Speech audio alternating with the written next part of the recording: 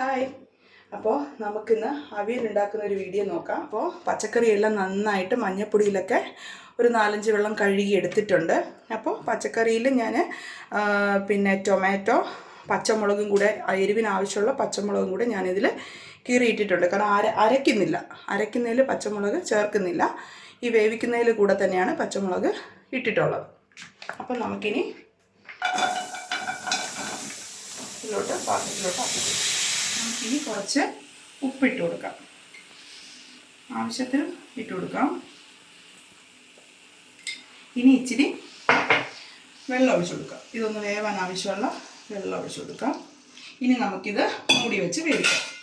നമുക്ക് ഇതിനുള്ള അരപ്പ് റെഡിയാക്കാം. അപ്പോൾ ഞാൻ ഇച്ചിരി തേങ്ങ, മഞ്ഞൾപ്പൊടി, സവാള അല്ലെങ്കിൽ നമ്മുടെ കയ്യിൽ ചെറിയ ഉള്ളി ഉണ്ടെങ്കിൽ ഒരു കഷ്ണം ചെറിയ ഉള്ളി ഇട്ട് കൊടുക്കാം. പിന്നെ എൻ്റെ അടുത്ത് തൈരില്ല. അപ്പോൾ തൈരില്ലാത്തതുകൊണ്ട് ഇതിൽ കൂടി ഞാനൊരു ഇച്ചിരി പുളിയും കൂടി അരയ്ക്കുന്നുണ്ട്. ഒരു ശകലം പുളി മതി. ഞാൻ കാരണം ഇതിൽ ടൊമാറ്റോ ഒരെണ്ണം ഇട്ടിട്ടുണ്ട്. എന്നാലും തൈരില്ലാത്തതുകൊണ്ട് ഒരു ചെറിയ കഷ്ണം പുളിയും കൂടി ഇട്ട് കൊടുക്കുന്നുണ്ട്. ഇനി ഇതെല്ലാം കൂടി നന്നായിട്ടൊന്ന് ചതച്ചെടുത്താൽ മതി. അരയണ്ട, ജസ്റ്റ് ഒന്ന് ചതച്ചെടുത്താൽ മതി. അപ്പോൾ നമുക്ക് ചതച്ചെടുത്തിട്ട് വരാം. അപ്പോൾ പകുതി വേവായിട്ടുണ്ട്. ഈ സമയം ചതച്ച് വെച്ചിരിക്കുന്ന ഈ കൂട്ടയിലോട്ട് ഇട്ട് കൊടുക്കാം.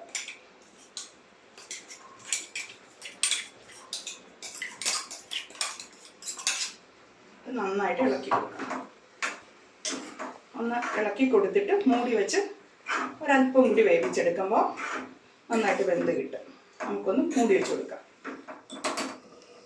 അപ്പോൾ ഇത് വെന്തിട്ടുണ്ട്. നമുക്ക് ഈ സമയത്ത് കുറച്ച് കറിവേപ്പിലയും കൂടെ ഇട്ട് കൊടുക്കാം. നന്നായിട്ടൊന്ന് ഇളക്കി കൊടുക്കാം. എന്നിട്ട് കുറച്ച് പച്ച വെളിച്ചെണ്ണയും കൂടെ ഒഴിച്ചു കൊടുക്കാം. ഇതിപ്പോൾ ഏകദേശം നന്നായിട്ട് വെന്തിട്ടുണ്ട്. ലാസ്റ്റാണ് നമ്മൾ കറിവേപ്പിലയും കുറച്ച് വെളിച്ചെണ്ണയും കൂടെ തൂക്കി കൊടുക്കാം. വെളിച്ചെണ്ണ ശകലം ഒഴിച്ചു കൊടുക്കുമ്പോൾ അവിയലിന് നല്ല മണം ടേസ്റ്റ് ഉണ്ടാവും. ഈ സമയം നമുക്ക് ഉപ്പ് നോക്കിയിട്ട് വേണമെങ്കിൽ ഇട്ട് കൊടുക്കാം. അപ്പോൾ അവിയലിവിടെ റെഡി ആയിട്ടുണ്ട്.